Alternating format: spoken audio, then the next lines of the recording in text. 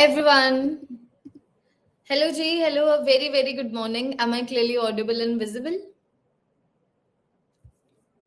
हाँ जी, बढ़िया दिखाई दे रही हूँ, बढ़िया सुनाई दे रही हूँ। फटाफट से बताइए, फिर हम लोग हमारी आज की क्लास की शुरुआत करते हैं। तो कल की क्लास में हम लोगों ने वेक्टर्स के बेसिक्स किए थे कि बेसिक्स क्या है वेक्टर्स के, वेक्टर का एक्चुअली में मतलब क्या है, वेक्टर्स की प्रॉपर्टीज क्या है, और वो प्रॉपर्टीज हम लोगों को ज्यादा समझ आई जब हम लोगों ने टाइप्स ऑफ वेक्टर्स भी किया, है ना। तो अब हम लोग आज की क्लास में थोड़ा सा अब लेवल अप करेंगे, एज इन कि अब हम लोग आगे बढ़ेंगे। हम लोग बात करेंगे रेजोल्यूशन ऑफ वेक्टर्स की, कि वेक्टर्स को तोड़ा किस तरीके से जाता है, और एक स्पेसिफिक तरीके का तोड़ना जिसको बोला जाता है making the rectangular components of a vector. ठीक है, क्लास खत्म होते ही I am so sorry, class खत्म होते ही डीपीपी बनी हुई है, डीपीपी तुम लोगों को मिल जाएगी। और फिर बाद में हम लोग मिलेंगे नेक्स्ट क्लास में, जहां पर हम लोग फिर वेक्टोरियल एडिशन और सब्ट्रैक्शन की बात करेंगे। ओके, ये क्या धागा है? ये तुम लोगों में से किसने तंत्र मंत्र किया है मेरे ऊपर? ये धागा कहाँ से आया?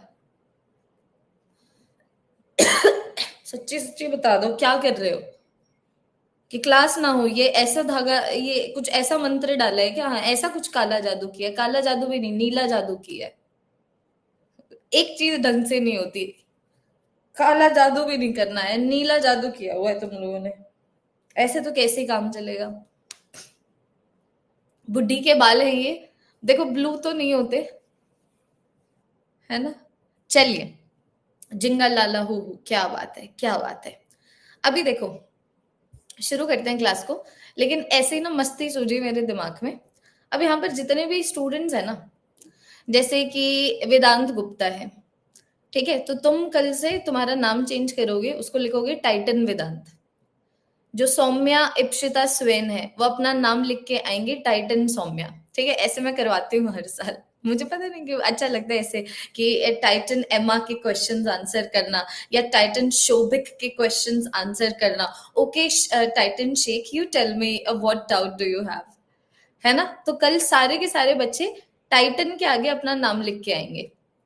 ओके, और शुरू करते हैं बच्चों, फिर हम लोग हमारे आज के इस सेशन को wishing to give you another great session. जो बच्चे मुझसे पहली बार वेक्टर्स कर रहे हैं, तुम लोगों को तो अलग सी जादूगरी लगेगी, तुम लोगों को अलग सी फीलिंग आएगी जैसे जैसे तुम लोग वेक्टर्स की क्लासेस में आगे बढ़ोगे।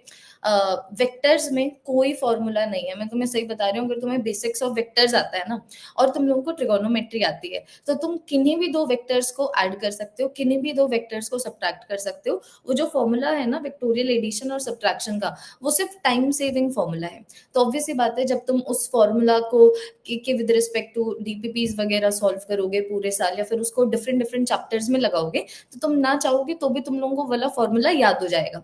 लेकिन हम लोगों को फॉर्मूला पे इतनी डिपेंडेंसी रखनी नहीं है, काफी ऐसे क्वेश्चन हैं जो उस फॉर्मूला से सॉल्व ही नहीं होंगे, तो फिर तड़पते रहोगे, है ना। तो इसीलिए बेसिक्स जानने हैं हम लोगों को कि एक्चुअली में वो जो विक्टोरियल एडिशन का फॉर्मूला है कहाँ से आता है, हमें वो मेथड जानना है, ताकि हम लोगों को किसी भी फॉर्मूला के ऊपर डिपेंडेंसी ना हो।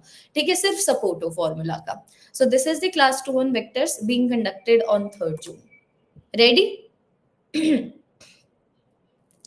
Yes titans, everyone is ready. बस अब ये चीज ना प्लीज यार पूरी की पूरी क्लास में मत करते रहना, पूरी की पूरी क्लास में मत करना, ये मैं बहुत ही चिढ़ जाऊंगी। कभी मैं यहाँ पर पूरा इतना ज्यादा मेहनत करने के बाद समझा रही हूँ, चैट सेक्शन देख रही हूँ, बच्चों समझ आए, और टाइटन टाइटन ही चल रहा है। What is Titan? What is Titan? Titan is the destructor. You guys are the destructor. Okay, you need to destroy everything. You need to destroy NTA. You need to destroy the ego of all your competitors, क्योंकि हम extra कर रहे हैं। ठीक है, चलिए आ जाइए, अब समझो। हम लोगों ने ना लास्ट की क्लास में इतना समझा कि भाई वेक्टर ना एक वो फिजिकल क्वांटिटी है जिसका मैग्नीट्यूड भी होता है, जिसकी डायरेक्शन भी होती है, और बिकॉज इसकी डायरेक्शन होती है तो हम लोग इसको नॉर्मली ऐड या सब्ट्रैक्ट नहीं कर सकते। तो अगर मान लो मैं कभी भी किसी भी इक्वेशन की बात करूं, तो मान लो अगर वेक्टर ए है, तो वेक्टर ए के मैग्नीट्यूड को मैं ऐसे लिखूंगी, वेक्टर ए की डायरेक्शन को मैं ऐसे लिखूंगी, so because vector is equal to magnitude multiplied by direction, तो एक इक्वेशन बन जाती है जो तुम लोगों ने कई सारी बुक्स में देखी होंगी, ऑल्दो इंपॉर्टेंट नहीं है, बड़ी जेन्युइन सी है। और अगर मान लो मैं डायग्राम की बात करूं, तो डायग्राम में वेक्टर को एक एरो के विद रिस्पेक्ट टू रिप्रेजेंट किया जाता है, जहां पर length of the arrow signify करता है मैग्नीट्यूड को और head of the arrow signify करता है डायरेक्शन को। तो तुम समझो, अगर वेक्टर की दो प्रॉपर्टीज हैं, एक है मैग्नीट्यूड एक है डायरेक्शन, तो अगर दोनों में से कोई एक भी चेंज हो जाता है ना, तो मैं बोल दूंगी कि भाई जो वेक्टर है वो चेंज हो चुका है। और वैसे अगर मेरे पास दो वेक्टर्स हैं, दो वेक्टर्स तभी इक्वल हैं, दो वेक्टर्स तभी सेम है जब उनका मैग्नीट्यूड और डायरेक्शन दोनों के दोनों सेम हो। तो यहाँ पर फिर बाद में मैंने इन प्रॉपर्टीज के बेसिस पे डिफरेंट डिफरेंट तरीके के वेक्टर्स करवाए। इक्वल वेक्टर्स डिस्कस कर लिया, फिर आ जाता है पैरेलल वेक्टर्स। तो पैरेलल और एंटी पैरेलल तो हमें पता ही है क्या होता है। तो पैरेलल वेक्टर्स वो होंगे जिनका डायरेक्शन सेम हो, एंटी पैरेलल वेक्टर्स वो होंगे जिनका डायरेक्शन ऑपोजिट हो। फिर मैंने तुम्हें कोलिनियर वेक्टर्स करवाए, वन डायमेंशनल डेफिनेशन, कि जो वेक्टर्स सेम लाइन में लाई कर रहे हैं वो कोलिनियर। फिर मैंने तुम्हें टू डायमेंशनल बताया कि जो वेक्टर्स सेम प्लेन में लाई कर रहे हैं वो कोप्लेनर। फिर जिन वेक्टर्स का सेम ओरिजिन पॉइंट है वो कोइनिशियल। फिर मैंने तुम्हें पोजीशन वेक्टर के बारे में बताया, काइनेमैटिक्स के पीओवी से नहीं, क्योंकि काइनेमैटिक्स में दोबारा से हम लोग पोजीशन वेक्टर करेंगे, डिस्प्लेसमेंट वेक्टर करेंगे। मैंने तुम लोगों को पोजीशन वेक्टर बताया सिर्फ वेक्टर के पीओवी से, कि कभी भी अगर मान लो तुम्हारे पास एक ग्राफ है और तुम एक पॉइंट की पोजीशन बताना चाहते हो, तो एक वेक्टर है जो ओरिजिन से शुरू होता हुआ उस पोजीशन तक जाता है, वो हमारा पोजीशन वेक्टर कहलाता है। और वैसे फिर बाद में मैंने तुम्हें नेगेटिव ऑफ द वेक्टर बताया। मैंने तुम्हें बोला दो वेक्टर्स नेगेटिव तब हैं कि A vector is negative of B vector जब दोनों का मैग्नीट्यूड सेम हो, लेकिन दोनों की जो डायरेक्शन है वो एक दूसरे से ऑपोजिट हो। ये डिस्कशन हम लोगों ने लास्ट की क्लास में किया है। हाँ जी, एक बार जरा से देख लीजिए, ये मैंने तुम लोगों को छोटा सा रिकैप दे दिया, क्योंकि अगर हम 4 क्लासेस लगाते हैं वेक्टर्स पे, जैसे मैंने तुम्हें बोला है, जो पहली क्लास में डिस्कस हो रहा होगा ना वो चौथी क्लास में भी आएगा। इतना रिपीटेशन है, इसीलिए मुझे वेक्टर्स में पूरे धैर्य की रिक्वायरमेंट है। तो अब हम लोग हमारे तीसरे पॉइंट के ऊपर चलते हैं। तीसरा पॉइंट लिखो,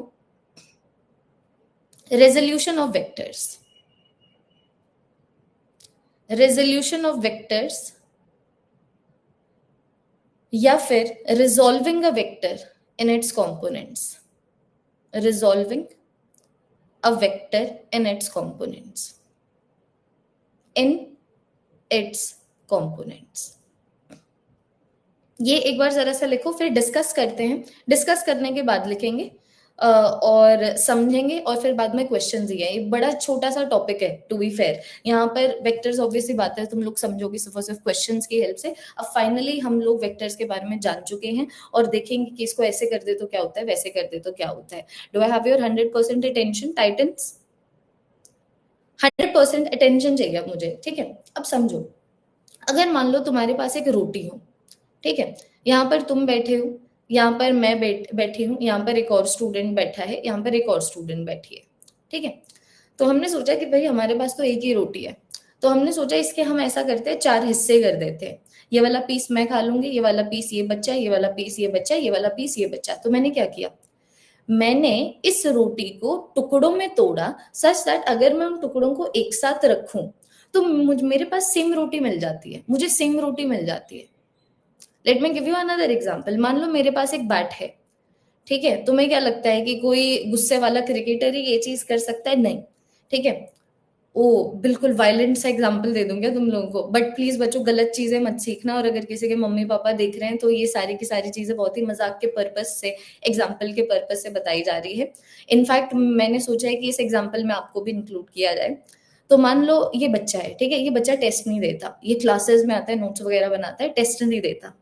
मैंने ये चीज देख ली और मैंने पेरेंट्स को बता दिया, इसके पेरेंट्स को बता दिया। अब इसकी मम्मी ने क्या किया, इसकी मम्मी ने ये वाला बैट लिया, बैट से इसको मारा, और ये जो बैट है इस तरीके से 2 टुकड़ों में टूट गया। तो तुम समझ रहे हो कि जब मैं इन बैट के दोनों टुकड़ों को एक साथ रखूंगी तो मुझे बिल्कुल सेम बैट मिल जाएगा। तो मैं क्या कर रही हूँ, चीजों को तोड़ रही हूँ, सच दैट जब मैं उन तोड़ी हुई चीजों को ऐड करूं तो मुझे सेम चीज मिल जाती है। जैसे कि मान लो मैं अब की बार नंबर का एग्जांपल लूं कि मेरे पास 5 का नंबर है। अब 5 की कोई डायरेक्शन थोड़ी होती है, तो 5 का नंबर है, मैं इसको कैसे भी तोड़ सकती हूँ। एक एग्जाम्पल हो गया 1 + 4 में तोड़ दिया, एक एग्जाम्पल हो गया 2 + 3 में तोड़ दिया, एक एग्जाम्पल हो गया 2.5 + 2.5 में तोड़ दिया। मैं अनगिनत तरीके से इस नंबर को तोड़ सकती हूँ, अनगिनत कंपोनेंट्स में। मैं इसको ऐसे भी तो तोड़ सकती थी 0.1 + 0.1 + 0.1 + 4.7। तो there are infinite ways of breaking a number and I can also break a number in infinite numbers. बात बस ये है कि एक बार जब मैंने इन नंबर को तोड़ा है, तो जब मैं इन नंबर्स को ऐड करूंगी तो मुझे 5 ही मिलेगा। इनको मैं ऐड करूं 5 ही मिलेगा, इनको मैं ऐड करूं 5 ही मिलेगा, इनको मैं ऐड करूं 5 ही मिलेगा, इनको मैं ऐड करूं 5 ही मिलेगा। तो अगर तुम्हें ये जो डिस्कशन है बहुत ही ज्यादा जेन्युइन लग रहा है कि थी ऑब्वियसली, तो मैं तुम्हें बस ये बोल रही हूँ कि जस्ट बिकॉज अब की बार हम लोग ऐसे बैट से डील नहीं कर रहे हैं या फिर सिर्फ नंबर से डील नहीं कर रहे हैं, तो जस्ट बिकॉज अभी हम लोग वेक्टर से डील कर रहे हैं इसका मतलब ये नहीं कंसेप्ट बदल जाता है। कंसेप्ट वही है, तरीका बदल जाएगा, क्योंकि वेक्टर्स के अंदर सिर्फ नंबर नहीं होता, वेक्टर्स की डायरेक्शन भी होती है। तो रेजोल्यूशन ऑफ वेक्टर का मतलब वेक्टर को उसके ऐसे कंपोनेंट्स में तोड़ना सच दैट जब मैं उन कंपोनेंट्स को ऐड करूं तो मुझे सेम वेक्टर मिल जाए। ठीक है, लिखने लगो। टॉपिक खत्म ना हो तब तक कोई डाउट नहीं, इसके बाद फिर बाद में थर्ड टॉपिक खत्म होते ही डाउट पूछूंगी तुमसे। ठीक है, तो रेजोल्यूशन ऑफ वेक्टर्स का मतलब क्या? Breaking a vector, breaking a vector into its components into its components such that when we vectorially add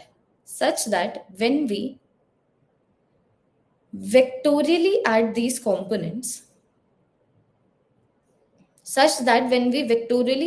components we get the same vector. हाँ -5 + 10 भाई, तुम तो बहुत ही समझ गए ना तुम क्या बोलना चाहते थे, मैं क्या बोलना चाहती थी। ब्रेक डाउन करना एक नंबर को सच दैट ऐड करके सेम नंबर मिले, दैट्स इट। अब मुझे ये नहीं जानना और कैसे कैसे टूट सकता था वो, सिर्फ मतलब समझो। तो अब रेजोल्यूशन ऑफ वेक्टर का मतलब breaking a vector into its individual components such that when we vectorially add these components we get the same vector. We get the same vector. तो पॉइंट नंबर ए यहां पर लिखोगे, a vector can be resolved in infinite ways in infinite components. A vector can be resolved in infinite ways and in infinite components. लिखो एक बार ये,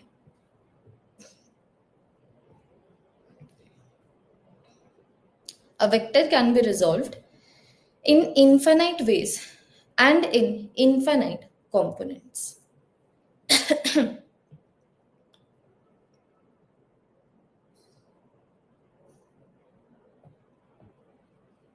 जैसे मानो मेरे पास ये एक वेक्टर ए है, मैंने सोचा आज तो ए की बैंड बजा देंगे, आज ए को तोड़ेंगे।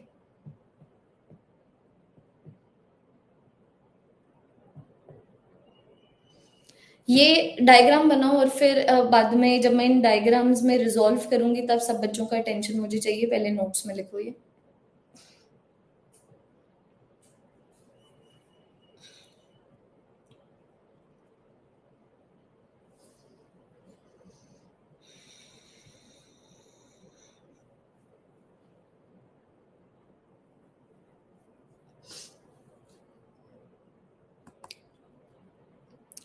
Done? Do I have everyone's attention? एक बार मुझे प्लीज अटेंशन देना बच्चों अपना। तो अब मैं यहाँ पर ए वेक्टर को तोड़ने वाली हूँ, तो मैं जैसे मर्जी तोड़ सकती हूँ। मुझे सिर्फ ध्यान ये देना है that this is the tail of the vector. Tail of the vector vector का स्टार्टिंग पॉइंट होता है। Tail of the vector vector का स्टार्टिंग पॉइंट होता है। This is the head of the vector. Head of the vector vector का ending point होता है। तो मुझे बस ये ध्यान देना है कि मैं स्टार्टिंग पॉइंट से लेके एंडिंग पॉइंट तक आ रही हूँ, चाहे जितने मर्जी कंपोनेंट्स में आऊं, और वो कंपोनेंट चाहे जैसे भी हो। जैसे कि फॉर एग्जांपल मैंने सोचा कि मैं इसको भैया ऐसे तोड़ूं, ठीक है, मैंने सोचा इसको ऐसे तोड़ूं, ये पहले मैं यहां से लेके यहां तक चली गई, फिर मैं यहां से लेके यहां तक चली गई, फिर मैं यहां से लेके यहां तक चली गई। तो देखो मैंने ए वेक्टर को बी वेक्टर, सी वेक्टर और डी वेक्टर में तोड़ दिया, सच दैट जब मैं यहां पर बी वेक्टर, सी वेक्टर और डी वेक्टर को वेक्टोरियली ऐड करूं तो मुझे सेम वेक्टर ए मिले। कैसे ऐड करना is not the point of discussion, तोड़ना इज द डिस्कशन। फिर दूसरे सिनारियो में मैंने सोचा कि मैं ऐसे करती हूँ, ए को ऐसे तोड़ती हूँ, यहां से लेके यहां तक, फिर यहां से लेके यहां तक, फिर यहां से लेके यहां तक, फिर यहां से लेके यहां तक, मेरी मर्जी। तो इसको मैंने पी वेक्टर में तोड़ दिया, क्यू वेक्टर में तोड़ दिया, आर वेक्टर में तोड़ दिया, एस वेक्टर में तोड़ दिया, सच दैट जब मैं P vector, Q vector, R vector और एस वेक्टर को वेक्टोरियली ऐड करूं तो मुझे सेम वेक्टर ए मिल जाएगा। या मैं ऐसे भी तोड़ सकती हूँ कि मैंने क्या किया, यहां से शुरू करना था, यहां से लेके यहां तक गई, फिर यहां से लेके यहां तक गई, फिर यहां से लेके यहां तक गई, फिर यहां से लेके यहां तक, फिर यहां से लेके यहां तक, मेरी मर्जी है ना। तो मैं तुम्हें ये बताना चाहती हूँ कि वेक्टर्स को कितने भी कंपोनेंट्स में तोड़ा जा सकता है, कितने भी तरीके से तोड़ा जा सकता है। जैसे मैंने यहाँ पर ए वेक्टर को एफ वेक्टर और जी वेक्टर में तोड़ दिया, तो अब जब मैं एफ वेक्टर और जी वेक्टर को वेक्टोरियली ऐड करूंगी तो मुझे सेम वेक्टर ए मिल जाएगा। Do you understand the concept? तुम्हें सिर्फ इनिशियल पॉइंट से लेके फाइनल पॉइंट तक जाना है। तुम्हें सिर्फ स्टार्ट करना है head of the vectors, tail of the vector से, खत्म करना है हेड ऑफ द वेक्टर तक। कि मान लो फॉर एग्जाम्पल तुम्हारा घर यहाँ पर है और स्कूल यहाँ पर है, तो चाहे तुम सीधे सीधे चले जाओ, या फिर तुम यहाँ से पानी पूरी खाने के लिए रुको, फिर यहाँ पर वड़ा पाव खाने के लिए जाओ, फिर स्कूल जाओ, या फिर पहले तुम यहाँ पर मेकअप की शॉप के ऊपर जाओ, फिर यहाँ पर कोई कॉन्सर्ट अटेंड करो, फिर बाद में तुम अपनी दोस्त को उठाओ, फिर बाद में तुम लोग स्कूल जाओ, या फिर तुम अपने यहाँ से लेके यहाँ तक जाओ, दोस्त को उठाओ, फिर यहाँ से लेके यहाँ तक स्कूल तक जाओ। बात बस ये है, शुरुआत घर से होनी चाहिए, खत्म स्कूल पे होना चाहिए। एज लॉन्ग एज तुम स्कूल पहुंच रहे हो कोई दिक्कत नहीं है। तो घर से शुरू करना है, स्कूल तक जाना है। अब चाहे आप बीच में अपने रास्ते में मल्टीपल स्टॉप्स रखे, ठीक है, और वो मल्टीपल स्टॉप्स इनफाइनाइट तरीके के हो सकते हैं। करो एक बार इसको, करो। हाँ, जो बच्चे मुझसे पढ़ रहे हैं तुम देखना ना कि अच्छा वेक्टर्स का तो मतलब समझ आ गया। और ये जो क्लासेस हैं these are inspired by how vectors is explained theoretically and with diagrams in HC. Verma book.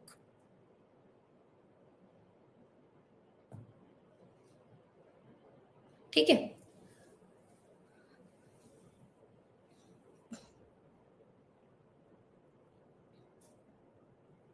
Done done done done done. ठीक है, अब अटेंशन देना। अब मैं तुम्हें बोल रही हूँ कि चलो अब हमें पता लग गया कि हम टाइटन्स हैं। अब हमें पता लग गया कि भैया यार हमारे पास तो बहुत पावर है, हम तो वेक्टर्स को इनफाइनाइट वेज में तोड़ सकते हैं, इनफाइनाइट कंपोनेंट्स हो सकते हैं, इनफाइनाइट वेज हो सकती हैं, हमें पता लग गया हमारी पावर। लेकिन बात अब सिर्फ इतनी है कि अभी हम लोग वेक्टर्स कर रहे हैं, या फिर जितने भी साइंटिस्ट वेक्टर्स का इस्तेमाल करते हैं किसी भी चीज के लिए, या फिर तुम जब अब कोई भी क्वेश्चन सॉल्व करोगे तब जब वेक्टर्स को रिजॉल्व करोगे, तुम्हारा एक मकसद होगा। और तुम्हारा मकसद होगा कि यार मैं वेक्टर्स को ना मिनिमम नंबर ऑफ कंपोनेंट्स में तोड़ूं, सच दैट मैं उन वेक्टर्स के कंपोनेंट्स को सबसे ज्यादा इजीली ऐड कर पाऊं। तो मैंने देख लिया कि मैं तो वेक्टर्स को इनफाइनाइट वेज में, इनफाइनाइट कंपोनेंट्स में रिजॉल्व कर सकती हूँ। बात बस ये है फॉर कन्वीनियंस, क्योंकि हम लोगों को आंसर तक जाना है, हम रिजॉल्व क्यों भी करते हैं ये भी तुम्हें धीरे धीरे क्लियर होगा कि रिजॉल्व करना ही क्यों है, तुम्हें क्लियर होगा। अभी बस देखो रिजॉल्व कैसे करना होता है। So for convenience purposes, for convenience, we break down a vector into components. We break down a vector. Break down a vector in we break down a vector in two components. दो components में तोड़ते हैं हम लोग convenience के लिए। जब ये दोनों components एक दूसरे से, ध्यान दीजिएगा, जब ये दो कंपोनेंट्स एक दूसरे से पैरेलल हो तो पैरेलल कंपोनेंट्स, एंटी पैरेलल हो तो एंटी पैरेलल कंपोनेंट्स, परपेंडिकुलर हो तो rectangular components. So for convenience, we break down a vector into two components if they are parallel, if they are parallel with one another. Last slide का लिख लिया ना? कोई बच्चा कमेंट्स में रो तो नहीं रहा? अरे भाई क्या स्पैम. रुको रुको रुको, जस्ट 1 सेकेंड. अलिविया, तुम्हें लग रहा होगा सिर्फ नेहा ब्लॉक होगी, बट तुम भी ब्लॉक होगे. पूजा भी ब्लॉक होगी. Just 1 second. और कोई बच्चा जो इंटरेस्टेड है टॉपिक से अनरिलेटेड, चाहे जितनी मर्जी इंपॉर्टेंट बातों को डिस्कस करने में, अभी आ जाओ. जल्दी आ जाओ. अभी अभी निकाल देती हूँ. मुझे चैट में तुम लोग दिखने ही चाहिए, ना तो तुम खुद पढ़ोगे ना औरों को पढ़ने दोगे. चाहे आप किसी भी चीज के लिए रो, जब हम लोग ये चीज कर रहे हैं आपका ध्यान यहीं पे होना चाहिए. नोटेड? अब ध्यान देंगे. और मैं दोबारा से बोल रही हूँ, जो पढ़ मतलब स्पैमर स्पैमर होता है, चाहे वो पढ़ाई वाला स्पैम हो या पढ़ाई वाला स्पैम ना हो. हम ए टॉपिक पे डिस्कस कर रहे हैं, कोई भी बी टॉपिक पे सिर्फ उसका बी टॉपिक पे ध्यान होगा, बी टॉपिक के बारे में वो बात कर रहा होगा और बच्चे एंगेज करेंगे, तो वो भी स्पैमर है और आप स्पैमर के जाल में फंस रहे हैं. Do not do that. आपका पूरा अटेंशन यहाँ पर होना चाहिए. ऐसे नहीं पढ़ाई होती. तो अगर दो वेक्टर्स के जो कंपोनेंट्स हैं अगर वो पैरेलल हैं, तो तुमने वेक्टर्स को पैरेलल कंपोनेंट्स में तोड़ा है.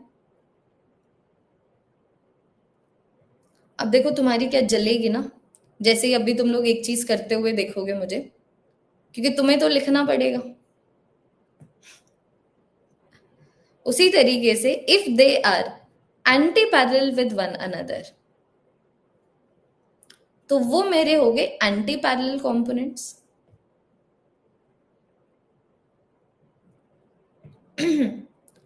And if they are perpendicular to one another, if they are perpendicular to one another, वो हो गए, उनको मैंने नाम दे दिया रेक्टेंगुलर कंपोनेंट्स.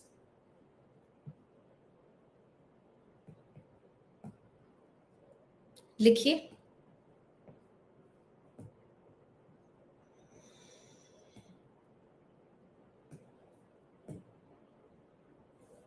लिखो.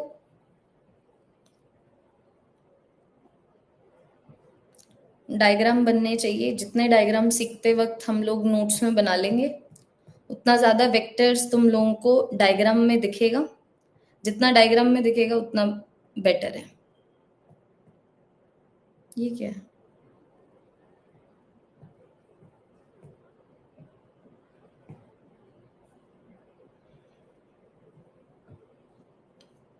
जैसे कि मानो मेरे पास ये वेक्टर है, this is the vector.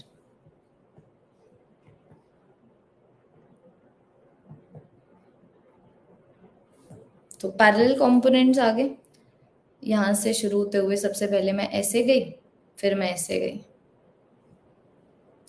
Anti parallel, पहले मैं ऐसे चली गई, फिर मैं ऐसे चली गई.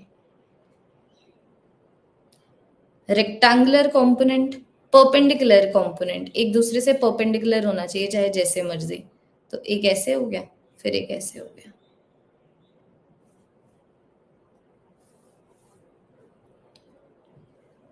दिमाग में बातें गई हैं? इन्फानाइट वेज में इसको पैरेलल में भी तोड़ा जा सकता है, ठीक है? वो पॉइंट ऑफ कंफ्यूजन मत लेके आना कि ma'am is this the only way we can break the vector in parallel components. नहीं, देखो इसको ऐसे भी तोड़ सकते थे. Ma'am is this the only way कि हम इसको एंटी पैरेलल कंपोनेंट्स में तोड़े? नहीं. और ये बताओ इसमें रोने की क्या बात है? इसको ऐसे भी तोड़ सकते थे. बस बात ये है इनिशियल पॉइंट से लेके फाइनल पॉइंट तक आना है, टेल से लेके हेड तक आना है.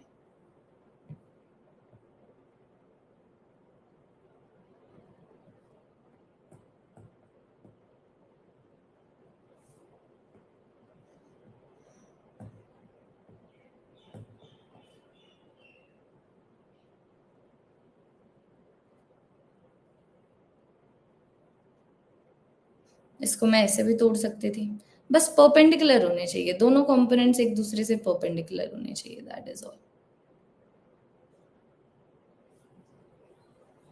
समझ गए? लिखो।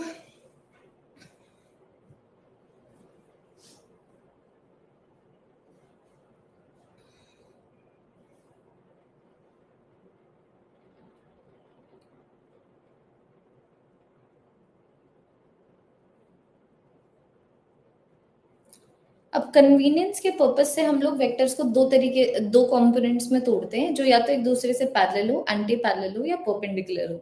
द रीजन बीइंग कि इनको वेक्टोरियली ऐड करना बहुत आसान है। यहाँ पर आप सिर्फ मैग्नीट्यूड ऐड करते हैं, यहाँ पर आप सिर्फ मैग्नीट्यूड सब्ट्रैक्ट करते हैं, यहाँ पर आप मैग्नीट्यूड के ऊपर पाइथागोरस लगाते हैं। इसके ऊपर अभी बात करेंगे, पहले ये लिख लो।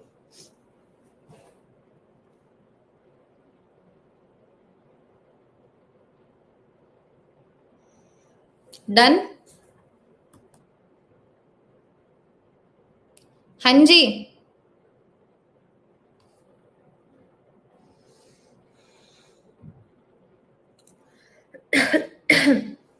अब इसको डिटेलिंग में करेंगे, ये तो मैंने तुम लोगों को इंट्रोड्यूस करवा दिया।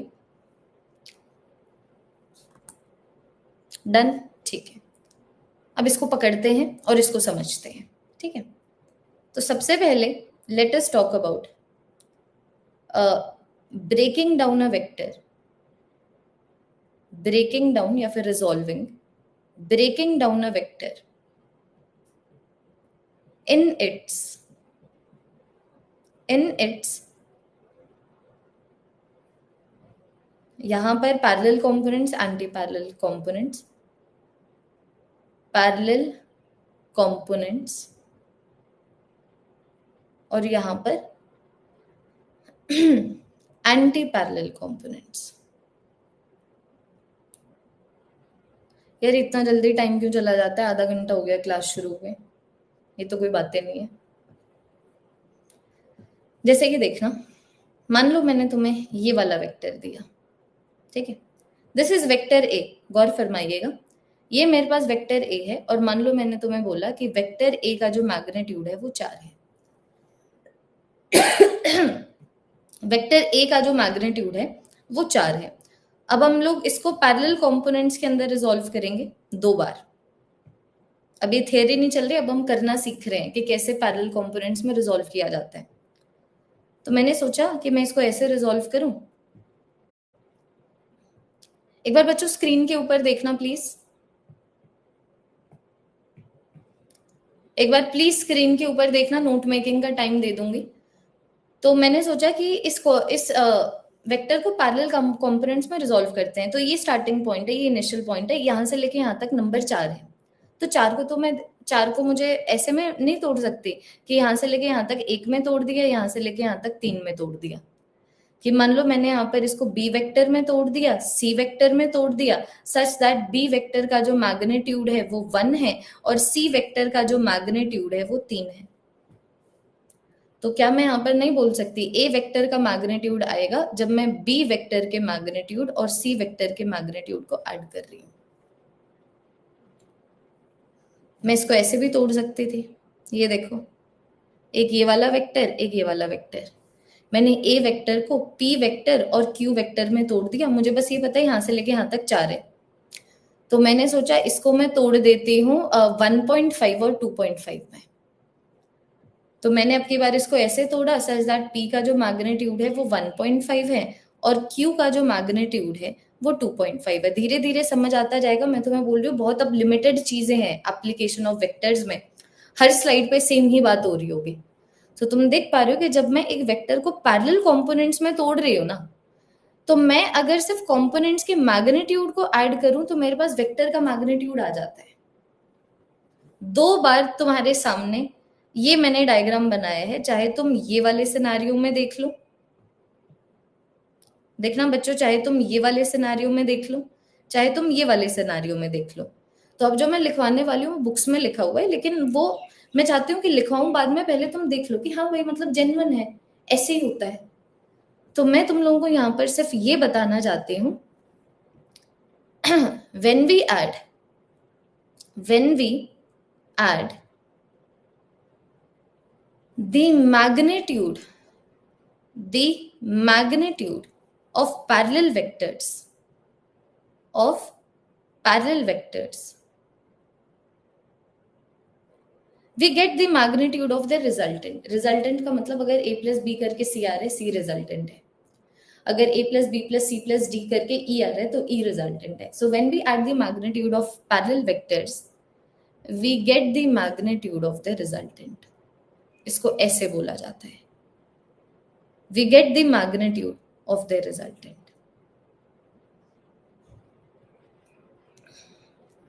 बिल्कुल चूं नहीं चाहिए, चलते रहने तो बहुत बार चीजें रिपीट होंगी और एक पॉइंट पे फिर तुम्हें लगेगा कि यार पहले की 1 घंटे की क्लास में इतना कुछ ज्यादा हमने किया नहीं. जैसे अब मैंने तुम लोगों को लास्ट की क्लास का रिकैप दिया था तो तुम्हें फीलिंग नहीं आई कि यार इतना कुछ नहीं किया, क्योंकि अब हम बड़ी पिक्चर देख रहे हैं ना, अब हमें वो चीजें जेन्युइन लगने लग गई. लिखिए और यहां पर लिख लो कि अगर पैरेलल कंपोनेंट्स हैं तो ए वेक्टर का मैग्नीट्यूड आ जाएगा जब हम पैरेलल कंपोनेंट्स के मैग्नीट्यूड को ऐड करते हैं. We can resolve a vector in infinite ways in infinite components, but हम वो डिस्कस कर चुके हैं कि कन्वीनियंस की पीओवी से हम उनको 2 कंपोनेंट्स में तोड़ेंगे. तो अभी समझाने के लिए मैं इनको 2 ही कंपोनेंट्स में तोड़ रही हूँ.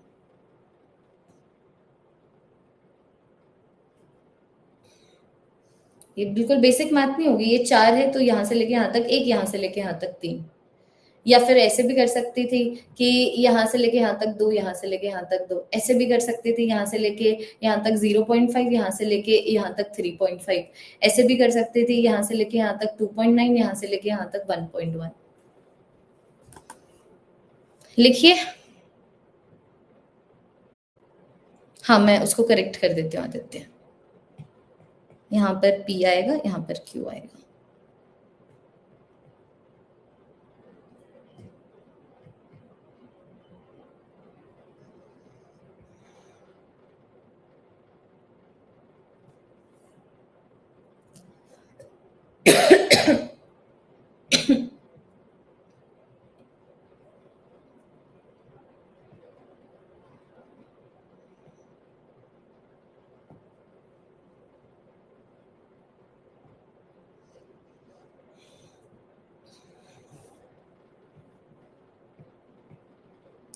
लिखो, फिर मुझे दोबारा से तुम्हारा पूरा ध्यान स्क्रीन पे चाहिए.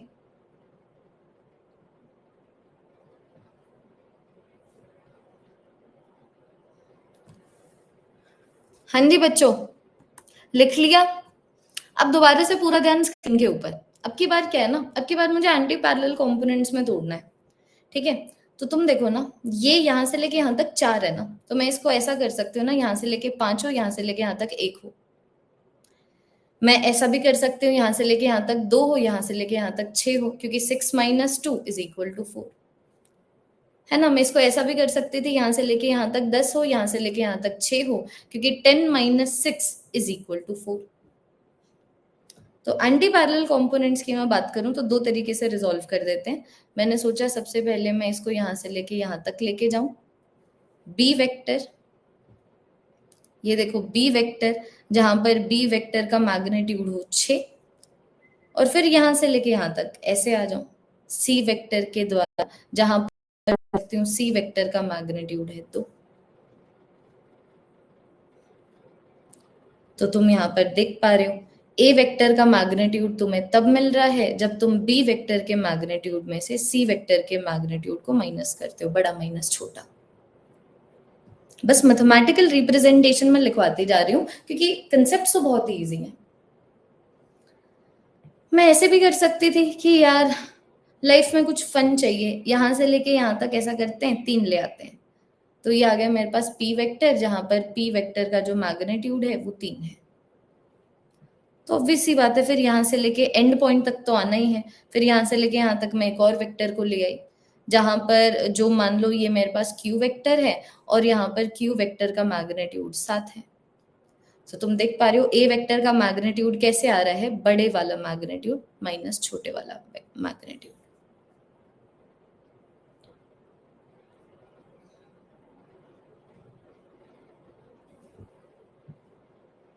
धीरे धीरे समझो, जिस स्लाइड से जो समझ आ रहा है वो समझ लो। तो लास्ट में मैं यही लिखवाना चाहूंगी, when we subtract the magnitude, when we subtract the magnitude of anti-parallel vectors, we get the magnitude of their resultant.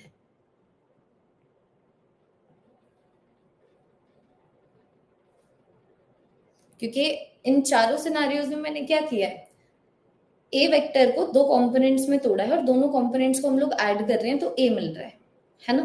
कि तुम देखो ना, चाहे मैं इन दो कंपोनेंट्स की बात करूं, इन दो कंपोनेंट्स की बात करूं, इन दो कंपोनेंट्स की बात करूं, इन दो कंपोनेंट्स की बात करूं, स्टार्टिंग पॉइंट यही है, एंडिंग पॉइंट यही है। तो मतलब जब कंपोनेंट्स यहाँ पर ऐड होंगे तो मुझे सेम वेक्टर मिलेगा। तो इन चारों सिनारियोज में मैं क्या कर रही हूं, मैं ए वेक्टर को, जैसे कि यहां पर मैं इन दोनों सिनारियोज में मैंने क्या किया, ए वेक्टर को बी और सी में तोड़ा सच दैट जब बी वेक्टर और सी वेक्टर को मैं वेक्टोरियली ऐड करूं तो ए वेक्टर मिले। वैसे ही दूसरे वाले में मैंने ए वेक्टर को पी वेक्टर और क्यू वेक्टर में तोड़ा सच दैट जब मैं पी और क्यू को ऐड करूं तो सेम वेक्टर मिले। बात बस ये है कि तुम लोगों को अब यहाँ से क्लियर होना चाहिए कि भाई जब पैरेलल वेक्टर्स आ जाए और एंटी पैरेलल वेक्टर्स आ जाए उनको तो ऐड करना बहुत ही ईजी होता है। पैरेलल वेक्टर्स हैं तो सिर्फ मैग्नीट्यूड को ऐड कर दो, एंटी पैरेलल है तो सब्ट्रैक्ट कर दो। तो एंटी पैरेलल वेक्टर्स में मैं देख पा रही हूँ कि ए वेक्टर का मैग्नीट्यूड मिलेगा जब तुम बड़े वाले मैग्नीट्यूड में से माइनस करोगे छोटे वाले मैग्नीट्यूड को।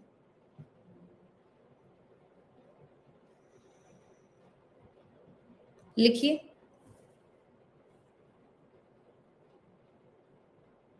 धीरे धीरे समझो।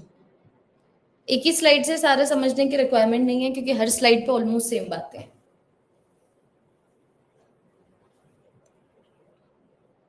लेट्स डू 2-3 क्वेश्चंस ताकि तुम्हारे दिमाग में ये चीज बैठे और ये जेन्युइन लगे कि इसमें क्या बड़ी बात थी। तो रेजोल्यूशन ऑफ वेक्टर्स के बहाने से ना हम एडिशन ऑफ पैरेलल वेक्टर्स और एंटी पैरेलल वेक्टर्स भी सीख रहे हैं। लिख लो, फिर कुछ क्वेश्चंस करवाती हूँ।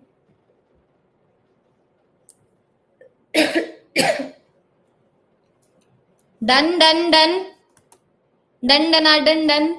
We get the magnitude of their resultant, Vivek. We get the magnitude of their resultant, वही जो यहाँ पर लेफ्ट हैंड साइड में लिखा हुआ है। अब एक बार ना नोट मेकिंग को पॉज करो जिन्होंने अभी तक नहीं लिखा है, और एक बार जरा से इस क्वेश्चन पे ध्यान देना, ठीक है। मैंने तुम्हें बोला कि भाई 3 वेक्टर्स हैं, तो ए वेक्टर, बी वेक्टर और सी वेक्टर को ऐड करके अगर डी वेक्टर आ रहा है तो मैंने तुमसे पूछा कि भाई डी वेक्टर का मैग्नीट्यूड बताओ कितना है, और मैं वेक्टर्स बनाती हूँ। तो यहां से लेके यहां तक है मेरे पास ए वेक्टर, ठीक है। ए वेक्टर का मैग्नीट्यूड दिया हुआ है 10। फिर यहां से लेके यहां तक जाता है मेरे पास बी वेक्टर, बी वेक्टर का मैग्नीट्यूड दिया हुआ है 2, ठीक है। यहां से लेके यहां तक है मेरे पास सी वेक्टर, सी वेक्टर और सी वेक्टर का मैग्नीट्यूड दिया हुआ है 4। तो अब मैं तुम्हें बोल रही हूं अगर मैं ए वेक्टर, बी वेक्टर और सी वेक्टर को ऐड करूं, मतलब अगर मैं इन 3 वेक्टर्स को ऐड करूं तो तुम देखो ना, इनिशियल पॉइंट ये है, फाइनल पॉइंट ये है। तो डी वेक्टर को सबसे पहले डी वेक्टर को बना लो। तो डी वेक्टर मेरा क्या है, this is the resultant, this is the D vector, this is the D vector. तो अभी तुम्हें डी वेक्टर का मैग्नीट्यूड बताना है, तो क्या बड़ी बात हो गई भाई, ए देखो 10 के मैग्नीट्यूड का है तो यहां से लेके यहां तक 10 है। फिर बी वेक्टर 2 के मैग्नीट्यूड का है, यहां से लेके यहां तक 2 है, ठीक है। देख पा रहे हो। और फिर बाद में मेरे पास सी वेक्टर है, यहां से लेके यहां तक 4 है। तो तुम देखो ये आ गया मेरे पास 12, ये आ गया 4, तो बचा हुआ कितना आ गया, बचा हुआ 8 आ गया ना। बचा हुआ कितना आ गया, 8 आ गया ना। ये मैंने लिखवाया है, इसका मतलब ये थोड़ी कि हम सॉल्व करने के लिए सबसे पहले फॉर्मूला लिखेंगे। भाई ये कंक्लूसिव फॉर्मूलाज हैं, ये जो हम लोग वेक्टर्स को सीख रहे हैं ना, तो सीखे हुए कंक्लूजन का मैथमेटिकल रिप्रेजेंटेशन है। तो मैं यहाँ पर देख पा रही हूँ डी वेक्टर का मैग्नीट्यूड यहाँ पर कितना आया, 8 आ गया।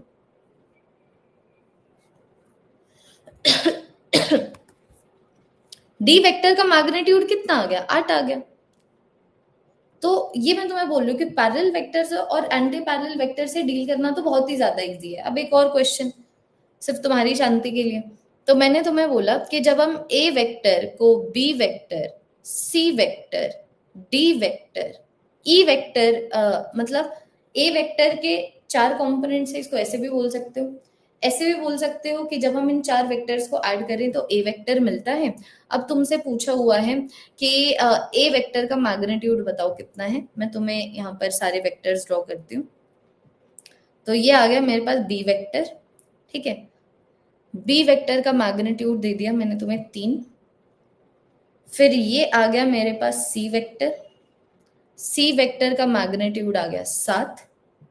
फिर ये आ गया मेरे पास E vector, sorry C, D vector, D vector का मैग्नीट्यूड मैंने तुम्हें दे दिया 1। और ये आ गया मेरे पास E vector, E vector, E vector का मैग्नीट्यूड मैंने तुम्हें दे दिया 10। अब जरा सा बताओ कि जब हम बी वेक्टर में सी वेक्टर को ऐड करते हैं, उसमें डी वेक्टर को ऐड करते हैं, फिर ई वेक्टर को ऐड करते हैं तो ए वेक्टर मिलता है। तो सबसे पहले तो मैं चाहूंगी कि तुम लोग ए वेक्टर को यहाँ पर रिप्रेजेंट भी करो डायग्राम में, और फिर ए वेक्टर का मैग्नीट्यूड बताओ। तो तुम देखो ना, तुमने B plus C plus D plus E किया ना, तो हमारा स्टार्टिंग पॉइंट क्या है, this is our starting point. ये देखो व्हाट, ये हमारा क्या है, ये हमारा स्टार्टिंग पॉइंट है। और उसी तरीके से ये क्या है, ये मेरा एंडिंग पॉइंट है। इसका मतलब अगर मुझे इन 4 वेक्टर्स को ऐड करके ए वेक्टर मिल रहा है, तो ये ए वेक्टर होगा कि नहीं होगा? हाँ जी, ये ए वेक्टर आएगा कि नहीं आएगा? और अब यहाँ पर तो नंबर, मतलब लाइन का के लेंथ का खेल है कि तुम देखो, यहां से लेके यहां तक 3 है, फिर यहां से लेके यहां तक 7 है। तो मुझे पता लग गया कि यहां से लेके यहां तक 4 है। फिर यहां से लेके यहां तक 1 है, तो मुझे पता लग गया कि यहां से लेके यहां तक 3 है। फिर यहां से लेके यहां तक 10 है। तो ऑब्वियस सी बात है, ये मेरे पास कितना आ गया, 7 आ गया। तो मैं यहां पर देख पा रही हूं कि ए वेक्टर का मैग्नीट्यूड कितना आ रहा है, ए वेक्टर का मैग्नीट्यूड आ गया 7। So this is what I am talking about. अब लाइंस की लेंथ वगैरह तुम्हारी कौन सी चौथी पांचवी छठी क्लास वाली बातें हैं ये तो। बस अब तब वो नॉर्मल लाइंस होती थी, अब की बार लाइंस के पास एक एरो है, और वो लाइन के साथ जिसकी एरो होती है वो वेक्टर कहलाता है। तो पैरेलल वेक्टर्स और एंटी पैरेलल वेक्टर से डील करना तो बहुत ही ज्यादा इजी है। तो अब हम लोग आगे बढ़ेंगे, दोनों में से एक क्वेश्चन नोट कर लेना, अभी मत करना, note any of the one, ठीक है। ये ना नोट करके तुम ऐसा कर सकते हो, इसको नोट कर सकते हो। अब लिख लो जिन बच्चों ने अभी तक ये नहीं लिखा था। इस फॉर्मूला से हम सॉल्व नहीं करेंगे, ये बस हमारी इस स्टेटमेंट का मैथमेटिकल रिप्रेजेंटेशन है। इस फॉर्मूला से सॉल्व नहीं करेंगे, ये बस हमारी स्टेटमेंट का मैथमेटिकल रिप्रेजेंटेशन है। That when we add two parallel vectors, we can simply add the magnitude of the vector to get the magnitude of the resultant. And when we are adding anti-parallel vectors, we can subtract their magnitudes to get the magnitude of their resultant.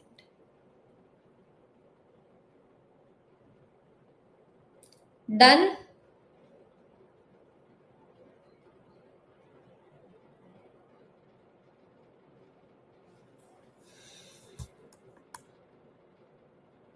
हाँ जी।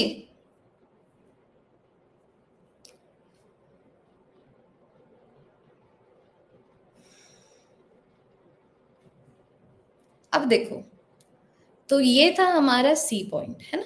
बहुत ही ज्यादा genuine, बहुत ही ज्यादा logical reasoning, 5th class वाली knowledge तुम्हारी कि lines के साथ कैसे डील करते हैं।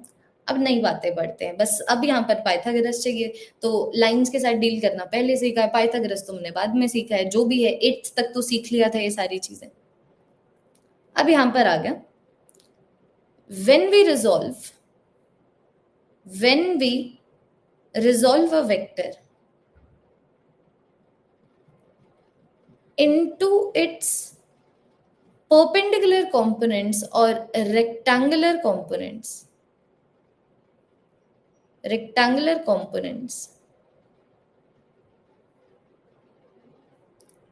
we can apply Pythagoras. We can apply Pythagoras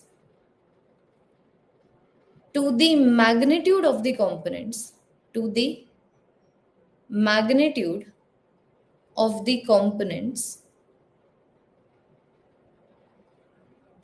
and get the magnitude of the resultant. लिखो, and get the magnitude of their resultant. Same बातें जो आज कर रहे हैं कल की क्लास में करेंगे, परसों की क्लास में करेंगे. जब तक वेक्टर्स हैं तब तक ये सारे टॉपिक जिंदा ही रहेंगे. ये ना सोचना नेक्स्ट स्लाइड आ गई तो नेक्स्ट टॉपिक आ गया. So when we resolve a vector into its rectangular components, we can apply Pythagoras to the magnitude of the components and get the magnitude of the resultant. जैसे कि diagram तो आएगा ही आएगा. जैसे कि मान लो ये है मेरे पास A वेक्टर.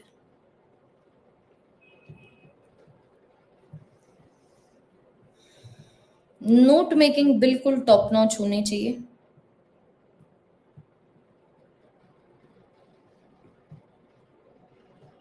जो स्टेटमेंट में लिखा है वो इक्वेशन में भी लिखा होना चाहिए और वो डायग्राम में भी रिप्रेजेंटेड होना चाहिए, ताकि सेम चीज 3 तरीके से तुम्हारे नोट्स में लिखी हो, वर्ड्स की हेल्प से, डायग्राम्स की हेल्प से, इक्वेशन की हेल्प से. तो देखो अभी मैं क्या कहना चाहती हूँ, एक बार ये लिखो, फिर तुम्हारा पूरा अटेंशन स्क्रीन पे होना चाहिए. लिखिए.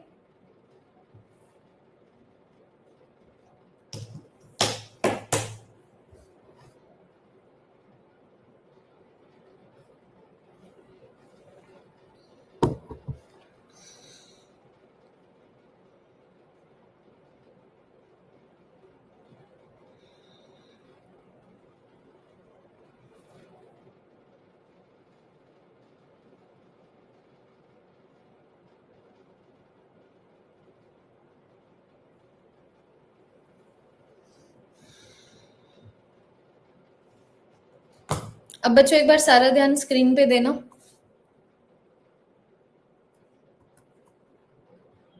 हाँ जी, प्लीज एक बार सारा ध्यान स्क्रीन पे देना. तो यहाँ पर ये ए वेक्टर को अब मैं 3 बार अलग अलग रेक्टेंगुलर कंपोनेंट्स में तोड़ रही हूँ. ठीक है, रेक्टेंगुलर कंपोनेंट्स का मतलब एक दूसरे से परपेंडिकुलर होने चाहिए. तो मैंने सोचा एक वेक्टर ये ले आती हूँ, एक वेक्टर ये ले आती हूँ. तो मान लो ये मेरे पास आ गया बी वेक्टर, ये मेरे पास आ गया सी वेक्टर. तो अब मैं आपको ये बोल रही हूँ कि जब आप बी वेक्टर के मैग्नीट्यूड और सी वेक्टर के मैग्नीट्यूड पे पाइथागोरस लगाएंगे तो आपको एक ए वेक्टर का मैग्नीट्यूड मिलेगा. एक और एग्जांपल देती हूँ, एक बारी में तुम्हें समझ कहाँ आया है जीवन में. ये देखो, ये मान लो ये ए वेक्टर को मैंने पी वेक्टर और क्यू वेक्टर में तोड़ दिया. देख पा रहे हो दोनों एक दूसरे से परपेंडिकुलर है. तो अब मैं तुम्हें बोल रही हूँ कि जब आप पी वेक्टर के मैग्नीट्यूड और क्यू वेक्टर के मैग्नीट्यूड पे पाइथागोरस लगाएंगे तो आपको ए वेक्टर का मैग्नीट्यूड मिलेगा. या आप इसको एक्स एक्सिस वाई एक्सिस में भी तोड़ सकते हैं, जो मोस्ट प्रेफरेबल वे है. तो इसको मैंने ऐसे तोड़ा और ऐसे तोड़ा. मान लो मैंने इसको डी वेक्टर और ई वेक्टर में तोड़ा. तो अब मैं आपको बोल रही हूँ कि जब आप डी वेक्टर के मैग्नीट्यूड और ई वेक्टर के मैग्नीट्यूड पे पाइथागोरस लगाएंगे आपको ए वेक्टर का मैग्नीट्यूड मिलेगा. This is the most preferable way. This is the most preferable way of drawing rectangular components. X axis और वाई एक्सिस की टर्म्स में तोड़ो. Most preferable way of drawing rectangular components. जैसे number को तोड़ूं तो number होता है, वेक्टर को तोड़ूंगी तो वो भी तो वेक्टर ही होंगे. So most preferable way of drawing rectangular components. X axis और वाई एक्सिस के टर्म्स में तोड़ो. ऐसे भी हो सकता था, ये बात सेम ही है, इसीलिए इनको रेक्टेंगुलर कंपोनेंट्स बोलते हैं. देखो ये रेक्टेंगल बन गया. जैसे कि अगर मैं यहाँ पर P लेके आती, P जैसा ही यहाँ पर Q जैसा ही लेके आती, रेक्टेंगल बन गया. ये देखो रेक्टेंगल बन गया.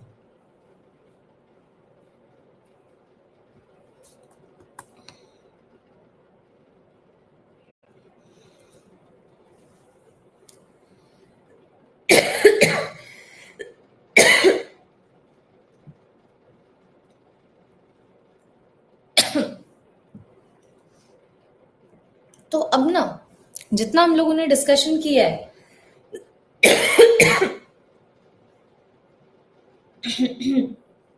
जितना हम लोगों ने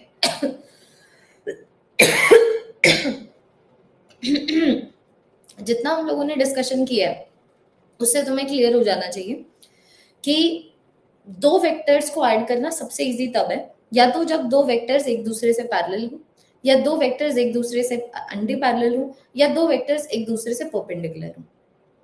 इसका मतलब अगर मुझे एक वेक्टर को कंपोनेंट्स में तोड़ना है, तो सबसे बेस्ट रहेगा या तो मैं उसको पैरेलल कंपोनेंट्स में तोड़ूं, या एंटी पैरेलल कंपोनेंट्स में तोड़ूं, या फिर इस तरीके से रेक्टेंगुलर कंपोनेंट्स में तोड़ूं, क्योंकि कंपोनेंट्स को ऐड करके वेक्टर तक पहुंचना बहुत ज्यादा इजी हो जाता है। डायरेक्शन की टर्म्स में तो इजी है, इनिशियल पॉइंट से लेके फाइनल पॉइंट तक। मैग्नीट्यूड की टर्म्स में भी पहुंचना बहुत ज्यादा इजी हो जाता है। Yes yes, drinking H2O, okay okay.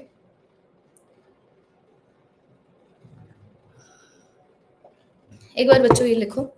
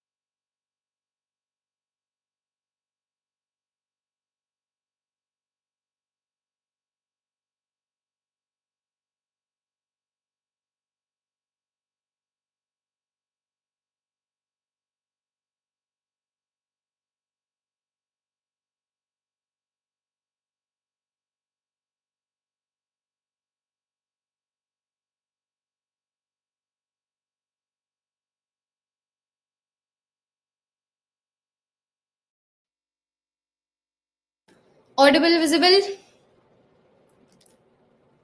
हाँ जी, ऑडिबल विजिबल? अभी बिल्कुल कोई डाउट्स नहीं? No doubts at all? अभी कोई डाउट नहीं मैं लेने वाली। First you have to know enough. पहले पूरी कहानी खत्म करते हैं, फिर डाउट्स के ऊपर आते हैं, ठीक है? यस, चलो बहुत बढ़िया। तो अब ना तुम क्या करो, ये इसके ऊपर मान लो अगर मैं क्वेश्चन करवा दूं, ऐसे हाइलाइटर से क्वेश्चन करवा दूं, या फिर चलो लिख देती हूँ, बट ये सारे क्वेश्चंस नोट करने वाले नहीं है। तुम चाहो तो कर सकते हो, क्योंकि ये सारी चीजें इतनी जेन्युइन लगेंगी, जैसे कल की चीजें आज की क्लास में बहुत जेन्युइन लग रही है, आज की चीजें कल की क्लास में। तो मान लो मैंने तुम्हें बोला कि भाई ये जो मेरे पास ए वेक्टर है ना, इसके दो कंपोनेंट्स हैं। एक कंपोनेंट ये है बी वेक्टर, एक कंपोनेंट ये है C vector. Just one second, ठीक है? तो तुम देख पा रहे हो कि स्टार्टिंग पॉइंट से लेके एंड पॉइंट तक हम लोग आ रहे हैं। तो हम लोगों को देखने से ही पता लग रहा है कि जब हम बी वेक्टर में सी वेक्टर को ऐड करें तो ए वेक्टर मुझे मिलता है। तो मान लो मैं तुम्हें क्वेश्चन दे दूं कि भाई बी वेक्टर का मैग्नीट्यूड 4 है, ठीक है, सी वेक्टर का मैग्नीट्यूड 5 है, तो बताओ ए वेक्टर का मैग्नीट्यूड कितना होगा? तो सिर्फ पाइथागोरस ही लगानी है ना। तुम यहाँ पर देख पा रहे हो कि मैं जिन दोनों वेक्टर्स को ऐड कर रही हूँ वो एक दूसरे से परपेंडिकुलर है। तो अगर मैं इनके मैग्नीट्यूड के ऊपर पाइथागोरस लगाऊं तो इसका मैग्नीट्यूड मिलता है।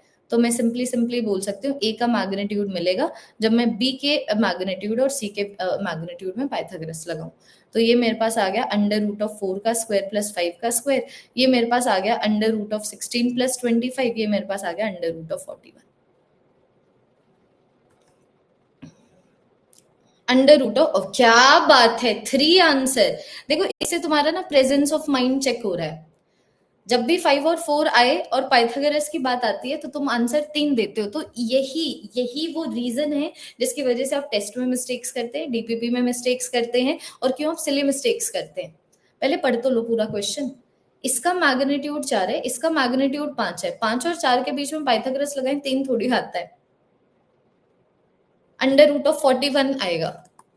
ठीक है, थोड़ा सा जो तुम्हें दिल करता है तुम्हें ना कुछ कुछ सुना दूं, बिल्कुल तुम्हारा ऐसे मोरल डाउन कर दूं, तो मैं बिल्कुल ऐसे कॉन्डेंसेंडिंग टोन में कुछ बोल दूं जब तुम लोग ऐसी हरकतें करते हो ना। बट चलो तुम लोगों को छोड़ दिया अब की बार, ठीक है? तो ये अभी तक कहानी खत्म नहीं हुई है, बट हम लोगों ने एक नई चीज सीखी है। अब यहाँ पर फोर्थ पॉइंट के ऊपर आओ, जहां पर हम लोग बात करेंगे यूनिट वेक्टर्स के बारे में, जहां पर हम लोग बात करेंगे यूनिट वेक्टर्स और रेक्टेंगुलर कंपोनेंट्स के बारे में।